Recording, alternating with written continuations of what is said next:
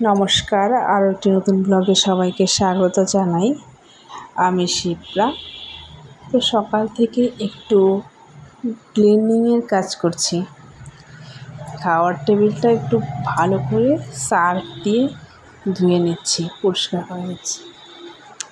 সব কিছুই না আমি সার্ফই ব্যবহার করি, সার্ফ এক্সট্রা করে কোনো কিছু আর করি না।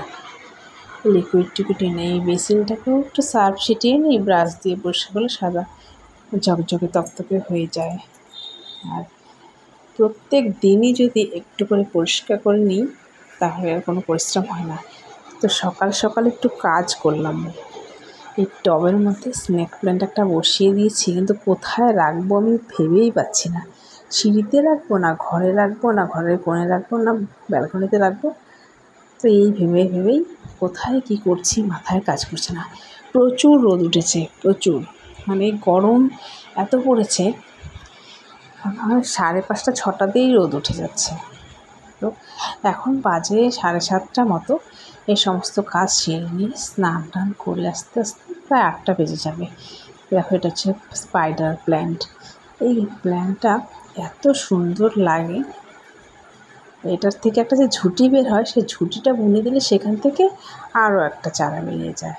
আর পার্পল ট্রিটা আমার কালারটা ডিসকালার হয়ে যাচ্ছে, কারণ রোদটা বেশি পাচ্ছিল। এখানে দেওয়াতে একটু ঠিক আছে। অ্যালোভেরা গাছের টবে দিয়েছিলাম একটা গাছ, তার থেকে দেখো কত ছানাপোনা গজিয়েছে। অ্যালোভেরা গাছের এটাই একটা বিশেষত্ব। এখান থেকে কত দূর্বা গাছ বেরিয়েছে, এত সুন্দর।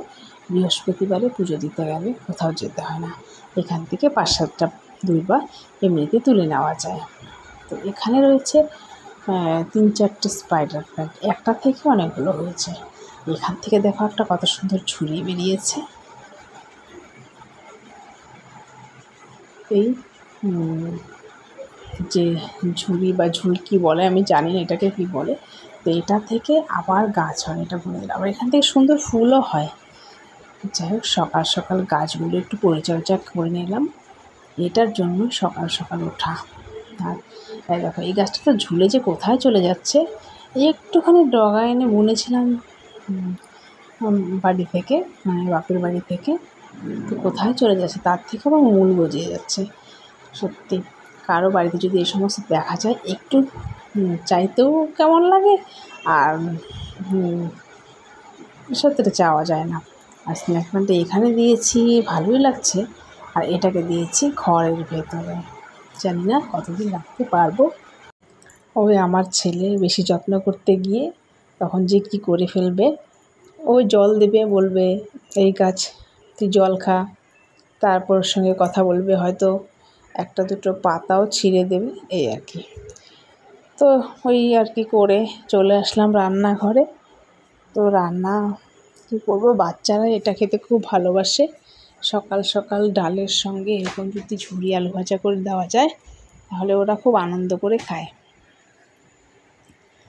তো আলুটা গ্রেট করে অনেকবার ধুয়ে নিয়ে জল ঝরিয়ে রেখেছি। আর এখানে নুন দিইনি, হলুদ দিয়েছি।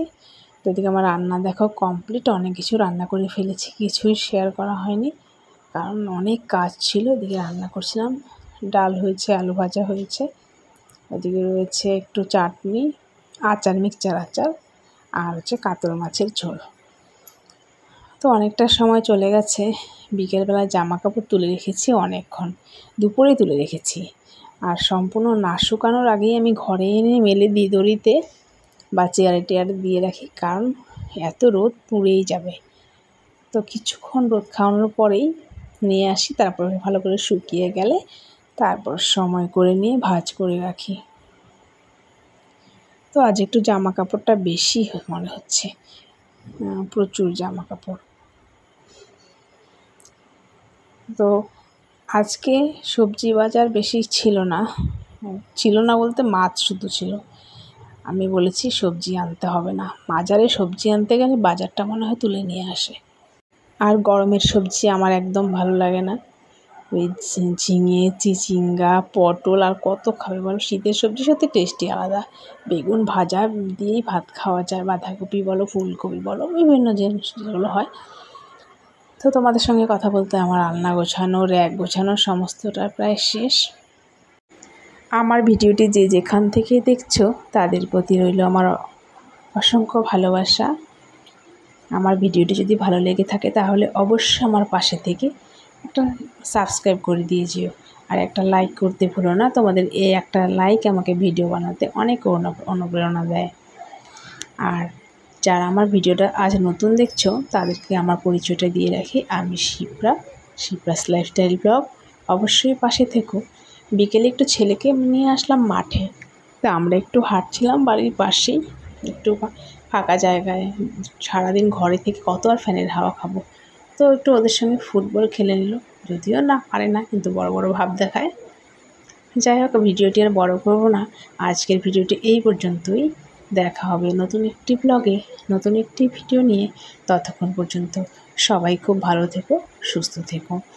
আর এদিকটাতে আস্তে আস্তে কিছুক্ষণ সময় পরই সন্ধে প্রায় হয়ে আসছে।